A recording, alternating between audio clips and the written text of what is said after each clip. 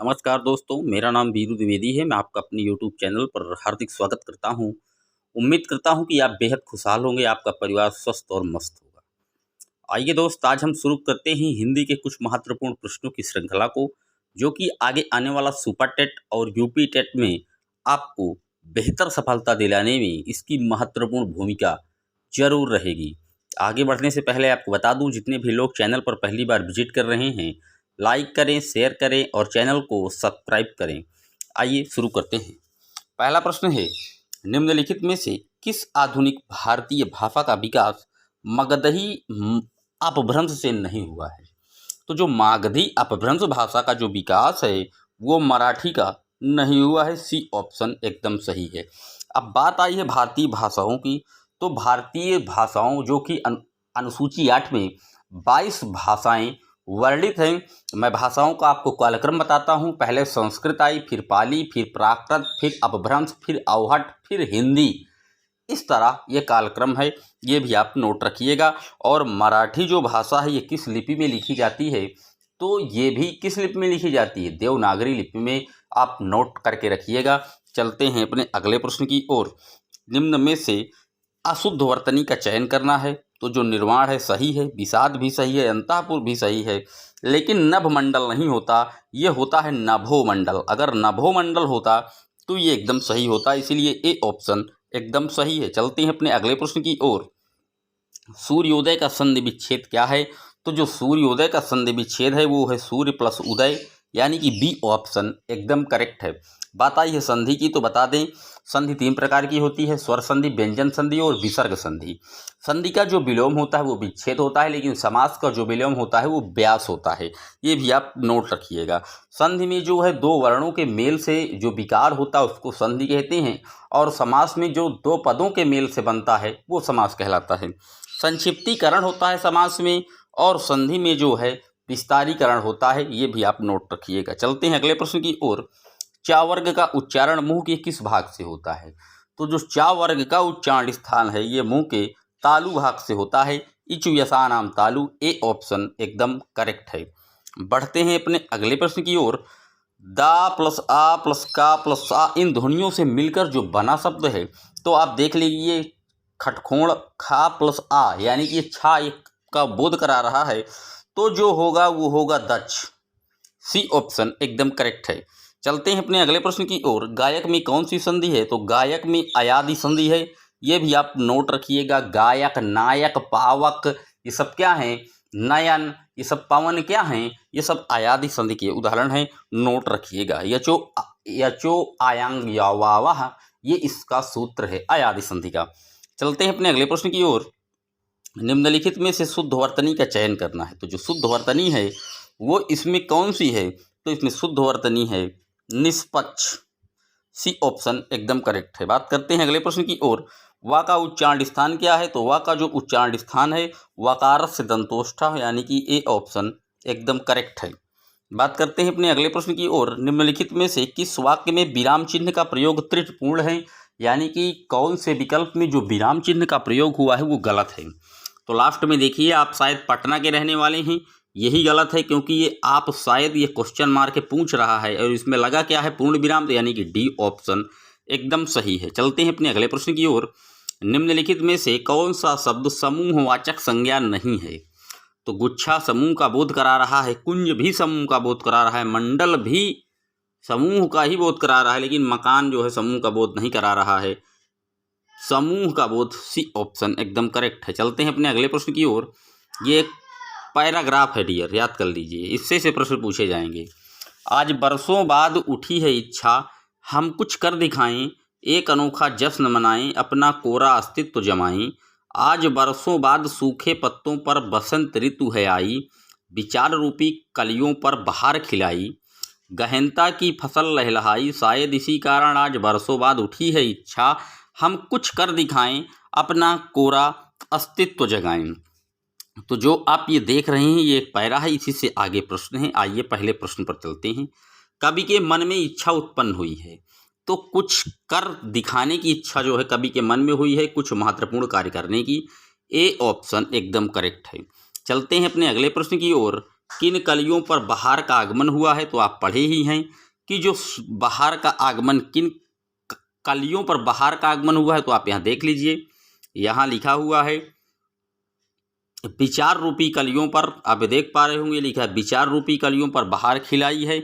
तो ऑप्शन में आपको विचार रूपी कलियों लगाना है, तो बी ऑप्शन एकदम करेक्ट है। ऐसे ही एग्जाम में आप तुरंत देख लिया करिएगा। चलते हैं अपने अगले प्रश्न की ओर। सूखे पत्ते प्रतीक हैं, तो जो सूखे पत्ते प्रतीक हैं ये है मन के सूनेपन के, सी ऑप्शन एकदम करेक्ट है। बढ़ते हैं अपने अगले प्रश्न की ओर। शब्दों के संख्याबोधक विकारी रूप का नाम क्या है, तो जो संख्याबोधक विकारी होता है वो वचन होता है। वचनों से तो ही हम संख्या का बोध कराते हैं कि एक वचन है, दो वचन है कि बहुवचन है। बात करते हैं अपने अगले प्रश्न की। निम्नलिखित में से कौन सा पुर्तगाली भाषा का शब्द है, तो जो चाबी है ये पुर्तगाली भाषा का शब्द है, बी ऑप्शन एकदम करेक्ट है। चलते हैं अपने अगले प्रश्न की ओर। तुम्हें राम के आने तक प्रतीक्षा करनी होगी, इस वाक्य में तक कौन सा निपात है, तो जो तक है ये क्या कर रहा है, ये सीमा का बोधक है। याद रखिएगा सी ऑप्शन मतलब लिमिट बना रहा है कि इतनी देर तक आपको वेट करना ही है, सी ऑप्शन एकदम करेक्ट है। चलते हैं अगले प्रश्न की ओर। जिस सर्वनाम में किसी निश्चित वस्तु का बोध ना हो उसे क्या कहते हैं, तो निश्चित ना हो तो अनिश्चित, यानी कि सी ऑप्शन एकदम करेक्ट है। बढ़ते हैं अपने अगले प्रश्न की ओर। निम्नलिखित में से कौन सा विशेषण पदबंध है, तो जो विशेषण पदबंध है वो है चांद से भी प्यारा, बी ऑप्शन एकदम सही है। इसमें जो है विशेषता बताई जा रही है। बढ़ते हैं अगले प्रश्न की ओर।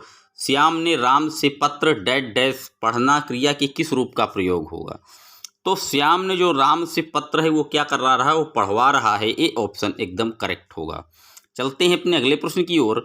निम्नलिखित में से किस शब्द में स्त्री प्रत्यय आइन का प्रयोग नहीं हुआ है, तो सेठानी में आइन का प्रयोग नहीं हुआ है, चौबाइन में आइन निकल रहा है, ललाइन में आइन निकल रहा है, पंडिताइन में आइन निकल रहा है, लेकिन सेठानी में नी निकल रहा है और यहाँ पूछ रहा है नहीं है, तो सी ऑप्शन एकदम करेक्ट है।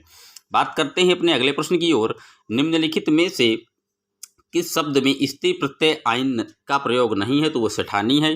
चलते हैं अगले प्रश्न की ओर। वांग युद्ध में तत्पुरुष समास का कौन सा भेद है, तो जो वांग युद्ध है वाक से युख यानी कि करण तत्पुरुष है, वाग से युद्ध यानी कि मुख के द्वारा जो युद्ध किया जाए। आप जब वार्तालाप करते हैं या विचारों का जब आदान प्रदान सही तरीके से नहीं होता, हम कुछ और कहते हैं, अगला वाला कुछ और कहता है, तभी जो है युद्ध बढ़ जाता है मौखिक रूप से, तो उसे ही हम वांग युद्ध कहते हैं, ये ऑप्शन करेक्ट है। चलते हैं अपने अगले प्रश्न की ओर। क्रिया का वह रूपांतर जिस वाक्य में कर्ता की प्रधानता तो कर्ता की प्रधानता तो कर्तवाच्य, कर्म की पूंछता तो कर्मवाच्य होता, और जहाँ भाव की हो वहाँ भाववाच्य होता है। वाच्य तीन प्रकार के होते हैं। बढ़ते हैं अपने अगले प्रश्न की ओर। उत्कर्ष एक कुशाग्र विद्यार्थी है, यहाँ कुशाग्र कौन सा विशेषण है, तो जो कुशाग्र है ये उसका गुण बता रहा है, बी ऑप्शन एकदम करेक्ट है। बात करते हैं अगले प्रश्न की ओर। पंकज किस प्रकार का शब्द है, तो पंकज जो है योग रूढ़ शब्द है, क्योंकि पंकज जो है वो कमल के लिए योग रूढ़ है। पंकज कहीं भी आएगा आप जान जाएंगे कमल का पर्यायवाची है, तो कमल के लिए पंकज योग रूढ़ है, इसलिए सी ऑप्शन एकदम करेक्ट है। बढ़ते हैं अपने अगले प्रश्न की ओर। अधिकरण कारक का चिन्ह कौन सा है, तो अधिकरण का चिन्ह होता है मे पै पर, यानी कि ए ऑप्शन, मे पै पर यानी कि ए ऑप्शन एकदम करेक्ट है। बात करते हैं अगले प्रश्न की। वह आया हो इस वाक्य में वर्तमान काल का कौन सा रूप है, तो जो वह आया हो इसमें जो है वो संभाव्य वर्तमान है, सी ऑप्शन एकदम करेक्ट है। बढ़ते हैं अपने अगले प्रश्न की ओर। निम्नलिखित शब्दों युग्म के सही अर्थभेद का चयन करना है, यानी कि अम्बुज माने क्या होता है और अम्बुद माने क्या होता है ये क्लियर करना है। तो अम्बुज माने तो कमल होता है, जा लगा है, और दा वाले में बादल होगा, यानी कि बी ऑप्शन एकदम करेक्ट है। चलते हैं अगले प्रश्न की ओर। निम्नलिखित में से कौन सा अभिकारी शब्द है, तो अभिकारी मतलब जिसमें परिवर्तन ना हो, हमेशा वो इसी तरीके से यूज होता हो, तो वो अव्यय होता है, जिसका व्यय ना हो वही अव्यय है, बी ऑप्शन एकदम सही है। अव्यय जो लिंग वचन हर जगह एक ही समान रूप से यूज होते हैं। चलते हैं अपने अगले प्रश्न की ओर। निम्नलिखित में से किस शब्द में प्रा उपसर्ग का प्रयोग नहीं हुआ है, तो जो प्रा उपसर्ग है वो प्रकाश में भी है, प्रचार में भी है, प्रबल में भी है, लेकिन प्रत्यक्ष में प्रा नहीं है, तो कौन सा उपसर्ग है, प्रत्यक्ष में प्रति उपसर्ग लगा हुआ है, डी ऑप्शन एकदम करेक्ट है। आइए चलते हैं अगले प्रश्न की ओर। निम्नलिखित में से कौन सा लुटेरा के शब्द में प्रयुक्त प्रत्यय है, तो लुटेरा में एरा प्रत्यय लगा हुआ है, सी ऑप्शन एकदम करेक्ट है। बात करते हैं अपने अगले प्रश्न की ओर। कुछ लड़के खेल रहे हैं इस वाक्य में प्रयुक्त कुछ किस प्रकार का है, तो कुछ यानी ये परिणाम का बोध करा रहा है, संख्या है, परिमाण बोधक डी ऑप्शन एकदम करेक्ट है। बात करते हैं अपने अगले और अंतिम प्रश्न की। वह आदमी जो कल आया था आज भी आया है, इस प्रकार में जो कल आया था कौन सा उपवाक्य है? तो यह क्रिया विशेषण उपवाक्य है। सी ऑप्शन एकदम करेक्ट है।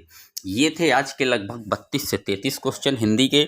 आपको कैसे लगे कमेंट बॉक्स में लिखिएगा। अगर वीडियो आपको अच्छे लग रहे हैं तो चैनल को लाइक करें, शेयर करें, सब्सक्राइब करें, वीडियो को ज़्यादा से ज़्यादा ग्रुपों में सेंड करें ताकि नए लोग हमसे जुड़ सकें, और चैनल को सब्सक्राइब करें जिससे हम आपसे लाइव क्लासेस में जल्द ही आपसे मुलाकात कर सकें। तो चलते हैं दोस्त, मिलेंगे जल्द ही आपसे एक और वीडियो में। तब तक के लिए जय हिंद, जय Bharat. Thanks for watching my video.